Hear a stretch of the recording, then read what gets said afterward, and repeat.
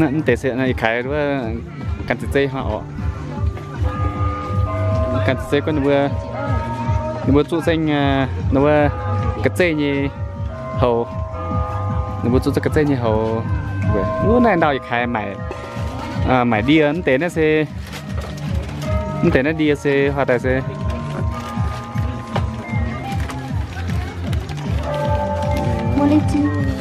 cái năm nay mình tự trồng nhỉ chị nhỉ? Rừng tự nhiên anh ơi, không phải trồng đâu ạ.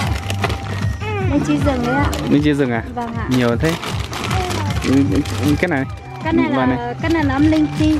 Cái này linh chi, cái này nấm linh chi. Linh chi với nấm linh chi nó khác. Nấm lim xanh. Nấm linh xanh. Nấm linh xanh với nấm linh chi nó khác. Nhiều nhỉ? Vâng, nó nhiều loại lắm. Mua đi anh.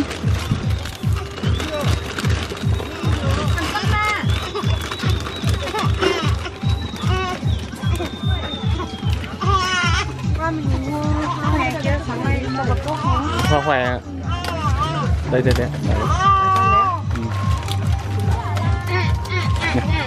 thế này là bữa nay sang của này là bữa choáng tới ha, bữa choáng tấm dễ bữa kiềm như đó tiền đâu mà cả nên nằm tòng xe nên nằm xe chó nhá đắt đi ạ sẽ nhặt sẽ đắt đi nha đắt đi anh khán đào à đào xe nó vượt sao nhở ổn đào này mày nhìn xuống mày như này đi chuẩn bị cái nào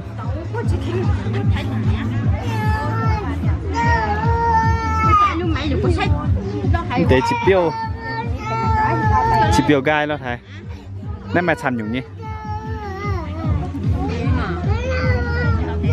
Để trong nó có nào?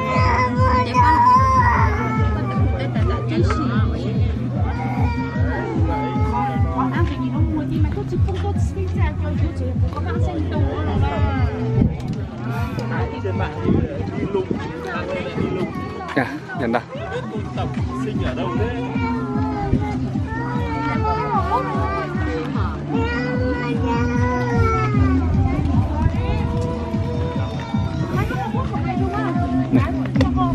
Tạo anh gọi con nhắn tao xíu. Cái này con nhìn mày tầm mày chửi rồi mà nhỉ? Về nhà lấy. Xa chú đưa về. Nha nha. Nha nha.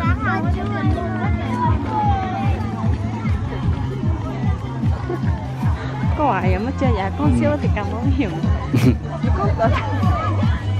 Người tàu quả để phải chúng cứ hai con hay quả cho hai con bữa này bữa mảng khá này rủi co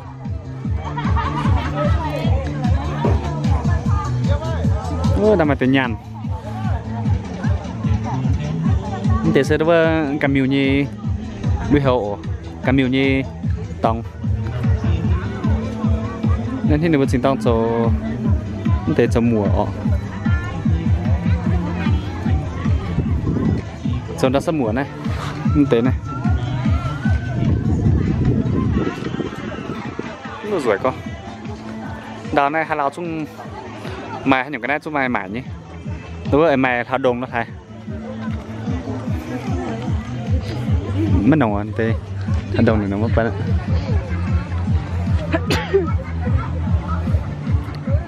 chúng ta ra mảng khá đào chán rồi cọ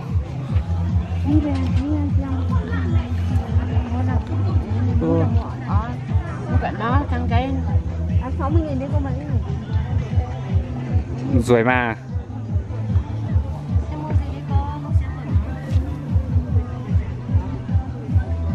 nên là bữa trồng tại bún vừa mải nó thấy vậy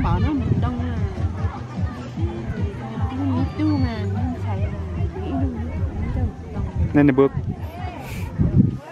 nếu bố con tại vừa mới hết tua con tại vừa mới hàm hoàng lò mất bạn con lò mất bạn hoàng để xe khái đó lui gì khá lui để có rồi hả vô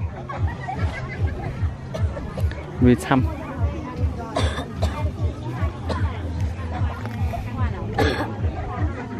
lui hai nhẫn số mai như ổn tệ năm mà tệ nên mà tệ ngùng mà tệ che mà chẳng phải mà chăm nhiều ở đâu cái đó thì sẽ đó tao sẽ cho chẳng ở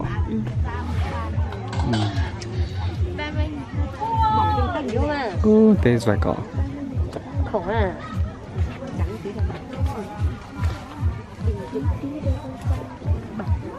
rồi nên đàn vừa 30 à 30 à phát triển ha 30 à nhà bao nhiêu khách các loại khách rồi còn này vừa sẵn vừa con ngắn nữa mà hai nấm hương không vậy nấm rừng này mua đồ đi em ơi mua gói nấm hương về ăn em ơi có thể là nhá hiện giờ chiều cấp ạ chiều cấp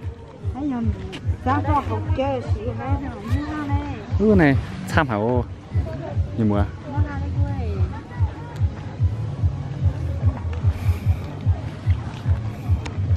phở thúng bọc 50.000 hay là một cái gì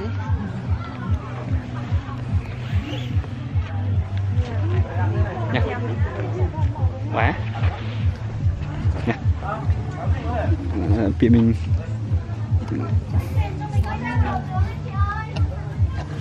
nha đi vào thằng kia vào thằng kia mày bị mình hiểu rất sâu ý chiều tan thuốc chẹp quan trọng đi hắn nó sẽ chút tăng ý quan trọng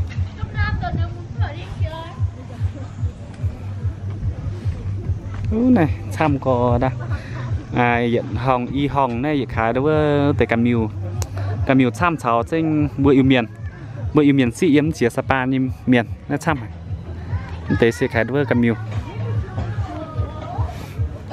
như cái này đâu chúng sẽ biểu cặp bèng biểu cào số tôi bèng rồi quá nên để nên mà kẹp bát chia sẽ tốn tiền mà bèng đố quên này đố quên sẽ tốn tiền mà gì sẽ mỹ đố quên đây sẽ tốn tiền đó nhiệt trắng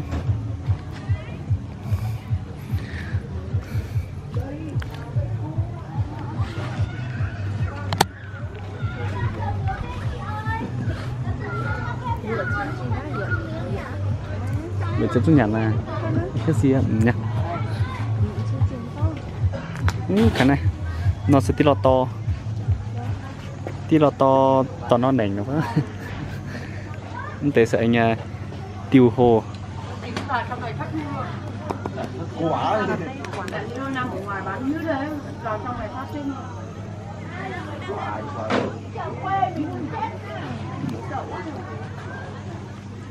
anh ta sẽ nó vừa nhằn thấp như tầng này toàn của mẹ luôn hả này mưa miền mùa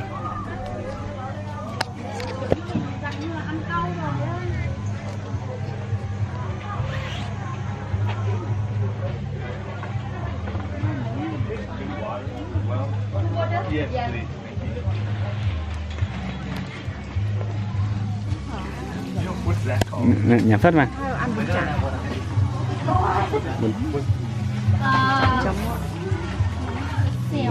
buồn chả vậy mua nhà nó nhé vừa ăn buồn chả đó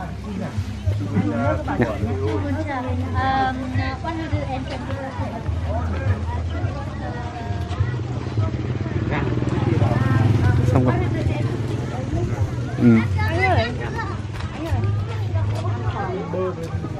Anh Toàn đây con ăn đồ phở không? Có bún chả chị ơi. Một bún chả một phở anh ơi. Một phở bò, một bún chả. Ghi vào